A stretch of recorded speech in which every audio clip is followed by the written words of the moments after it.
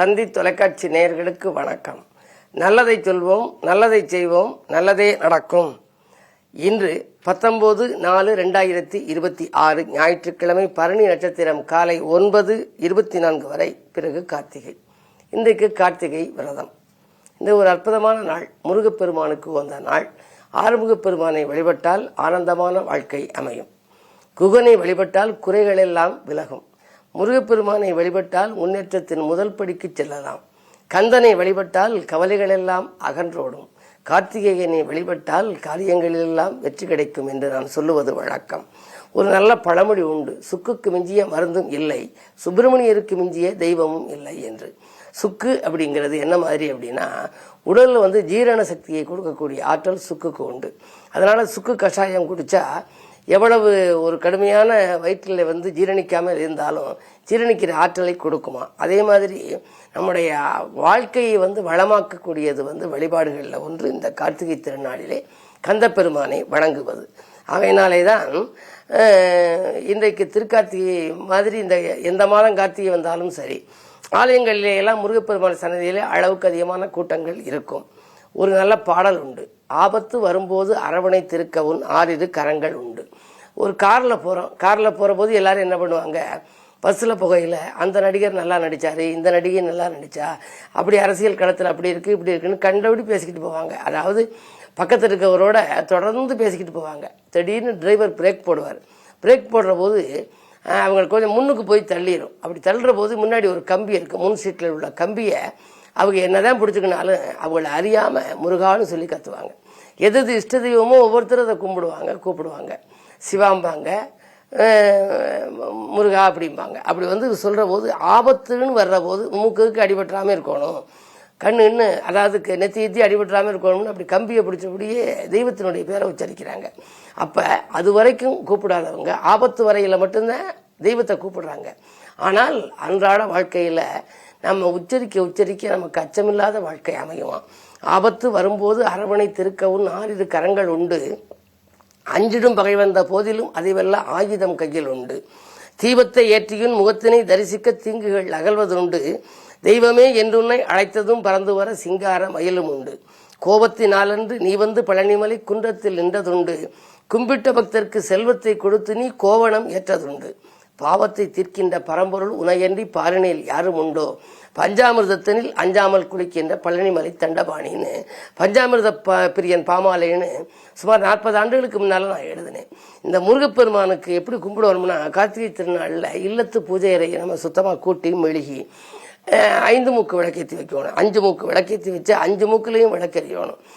சுடர் ஏற்றி வைத்து 5 வகையான எண்ணெயை அதில் ஊற்றி 5 வகை பரிமாண பொருட்களை வைத்து 5 வகை புஷ்பங்களை போட்டு 5 வகை நெய்வேத்திய பொருள்கள் 5 வகை பழங்களை வைத்து நாம் கவச பாராயணங்களை படித்தோம் அப்படின்னா 5 முகம் தோன்றில் 6 முகம் தோன்றும்னு போடுறாங்க. 5 முகம் தோன்றில் 6 முகம் தோன்றும், வெஞ்சமரில் அஞ்சேல் என வேல் தோன்றும். முருகா ஒரு கால் நினைக்கின் இருகாலம் தோன்றும், முருகா என்று ஓதுவார் முன் அப்படிங்கிற முருகானு இது மாதிரி பஞ்சமுக விளக்கேற்றி வைத்து பாடல் பிடித்து கும்பிட்டோம்னா 5 முகம் தோன்றினாலே 6 முகப்பெருமான் முன் தோன்று வாராம். அப்படிப்பட்ட திருநாள் இன்று. உங்களுடைய கவலைகள் போக, காரியங்கள் வெற்றி கிடைக்க, கார்த்திகை திருநாளான இன்று நீங்கள் கந்த பெருமானை சொந்த பெருமானாக நினைத்து வழிபட்டால் வந்த துயரங்கள் வாயிலோடு நிற்கும் என்ற கருத்தை தெரிவித்து இனி இந்திய ராசி பலன்களை இப்பொழுது உங்களுக்கு வழங்கப் போகின்றேன்.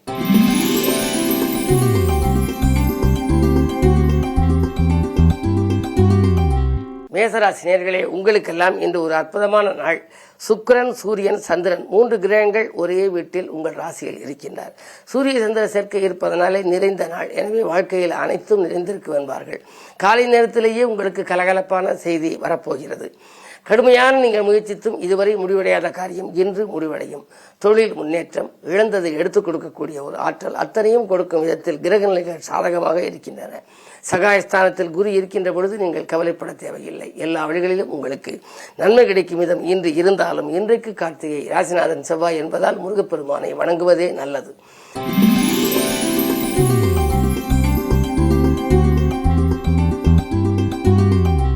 ரிஷபராசி நேயர்களே, உங்களுக்கு விரயஸ்தானம் வலுவாக இருக்கிறது. பகல் 3 மணிக்கு மேல் உங்கள் ராசிக்குள் சந்திரன் வருகின்றார், சகாயஸ்தானாதிபதி. எனவே காலை நேரத்தை காட்டிலும் மாலை நேரம் உங்களுக்கு மகிழ்ச்சி அதிகரிக்கும், மதிப்பும் மரியாதையும் உயரும். இல்லத்திலும் உள்ளத்திலும் அமைதி கிடைக்க இன்றைக்கு நீங்கள் கார்த்திகை திருநாள் என்பதனாலே கந்த பெருமானை வணங்க வேண்டும். அது மட்டுமல்ல, பொருளாதாரத்தை பொறுத்தவரை உங்களுக்கு நிறைவு ஏற்படும். சுபகாரிய பேச்சுக்கள் முடிவுக்கு வரலாம். 12 சுக்கிரன் இருப்பதனாலே பயணங்கள் உங்களுக்கு அதிகரிக்கலாம். நீண்ட தூர பயணங்கள் கூட சிலருக்கு வரும். ஆனால் பயணங்களால் உங்களுக்கு அலைச்சல் ஏற்பட்டாலும் ஆதாயம் சிறப்பாகவே இருக்கும். எனவே இன்று உங்களுக்கு ஒரு இனிய நாள்.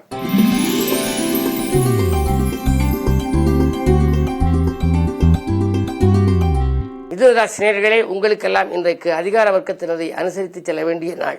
அருகில் இருப்பவர்களால் உங்களுக்கு விரயங்கள் ஏற்படலாம். 10ஆம் இடத்திலே சனி இருப்பதனாலே பெற்றோர்களின் உடல்நலத்தில் மிகுந்த கவனம் தேவை. சனியோடு செவ்வாய் இணைந்திருப்பதால் பூமியால் சில பிரச்சனைகள் வரலாம். பத்திரப்பதிவில் தடைகள் வரலாம். வாங்கிய இடத்தாலும் பிரச்சனைகள் வரலாம். எனவே எது செய்தாலும் கொஞ்சம் யோசித்து செய்வது நல்லது. இருந்தாலும் பொருளாதாரத்தை பொறுத்தவரை நிறைவு ஏற்படும் நாளாகவே இந்த நாள் அமைகின்றது.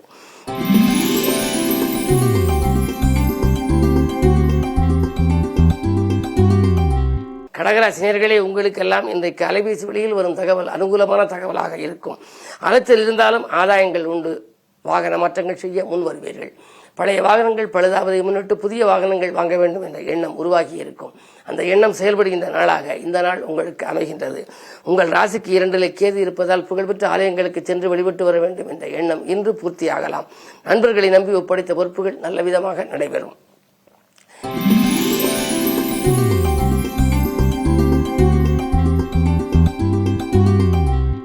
சிம்மராசினியர்களே, அஷ்டமத்து சனியின் ஆதிக்கம் இருப்பதால் கொஞ்சம் யோசித்து செயல்பட வேண்டும். எதையும் நீங்கள் திட்டமிட்டபடி செய்ய இயலாது. திடீரென விரயங்கள் வரலாம். நட்பு கூட பகையாகலாம்.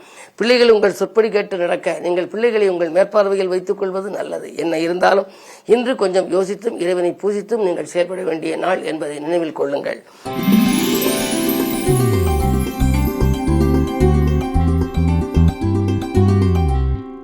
கன்னிராசினியர்களே, உங்களுக்கு பகல் 3 மணி வரை சந்திராஷ்டமம். எனவே பகல் 3 மணி வரை நீங்கள் எது செய்தாலும் கொஞ்சம் யோசித்து செய்ய வேண்டும். நினைத்தது நிறைவேறுவதில் கொஞ்சம் தடைகள் ஏற்படலாம்.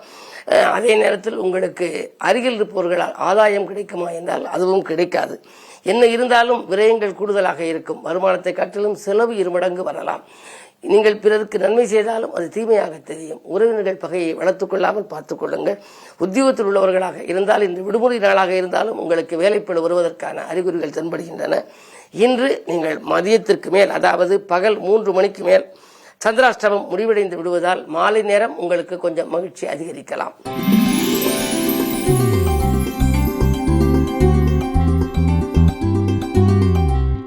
துலாம் ராசினியர்களே, இன்றைக்கு நீங்கள் எது செய்தாலும் காலை நேரத்திலேயே செய்து விடுவது நல்லது. புது முயற்சிகளாக இருந்தாலும் சரி, முக்கியஸ்தரை சந்திப்பதாக இருந்தாலும் சரி, எடுக்கும் முயற்சிகளில் எளிதில் வெற்றி பெற வேண்டுமானால் சந்திராஷ்டமம் வருவதற்கு முன்னதாகவே செய்துவிட வேண்டும். பகல் 3 மணிக்கு மேல் சந்திராஷ்டமம். எனவே காலை நேரம் உங்களுக்கு கலகலப்பாக இருக்கும். மாலை நேரம் உங்களுக்கு சலசலப்பாக இருக்கும். எதிரிகளின் தொல்லை கொஞ்சம் அதிகரிக்கலாம். உத்தியோகத்தில் திடீரென இலாகா மாற்றங்கள் பற்றிய செய்தி வரலாம். பணப்பொறுப்பு சொல்லி வாங்கி கொடுத்த தொகையால் சில பிரச்சனைகளும் உண்டு. எனவே இன்று மிக மிக கவனம் தேவைப்படுகின்ற நாள்.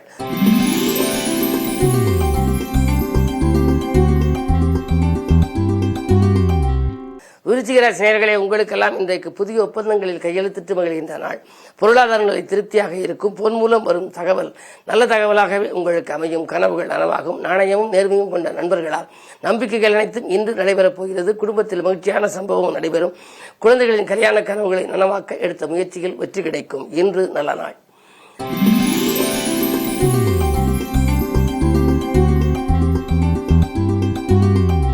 தனுசு ராசினியர்களே, உங்களுக்கெல்லாம் விமர்சனங்களால் வேதனை அடைகின்ற நாள். வியாபார மாற்றம் செய்யலாமா என்ற எண்ணம் உருவாகும். புதுநலத்தில் இருப்பவர்கள் வீண்வழிக்கு ஆளாக நேரிடும். நாளிலே சனியும் செவ்வாயும் அத்தாசம சனியின் ஆதிக்கம் இருப்பதால் சிலருக்கு வீண்வழிகள் வந்து சேரலாம். என்ன இருந்தாலும் அமைதி குறையக்கூடிய நாள். அருகில் இருப்பவர்கள் நம்பிக்கைக்குரியவர்களாக நடந்து கொள்ள மாட்டார்கள். கவனம் தேவை.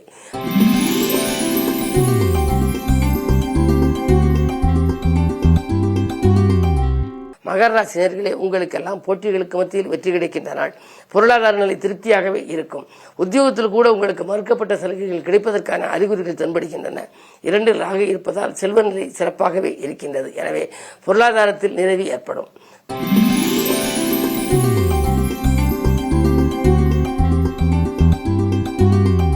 கும்பராசி நேயர்களே, உங்களுக்கெல்லாம் துணையாக இருப்பவர்கள் தோள் கொடுத்து உதவும் நாள். தொல்லை தந்தவர்கள் எல்லையை விட்டு விலகிச் செல்வார்கள். வாங்கல் கொடுக்கல்கள் சீராகவும் சிறப்பாகவும் இருக்கும்.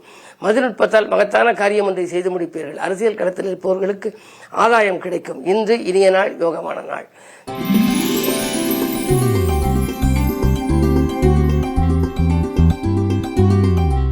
மீனராசி நேயர்களே, உங்களுக்கு இன்றைக்கு செவ்வாய் சனி சேர்க்கை இருப்பதனாலே வருமான பற்றாக்குறை ஏற்படும். வளர்ச்சியில் தடை ஏற்படலாம். உடன் இருப்பவர்கள் உங்களுக்கு உறுதுணையாக இருக்க மாட்டார்கள். தொல்லை தரும் எதிரிகளின் பலம் கொஞ்சம் மேலோங்கி இருக்கும். மாமன் மைத்தினோடியில் மனக்கசப்பு தரும் தகவல் கூட வரலாம். சேமிப்பு கரைகிறதே என்று கவலைப்படுகிற நாள் இந்த நாள். மேலும் விவரங்கள் அறிய தினத்தந்தி படியுங்கள்.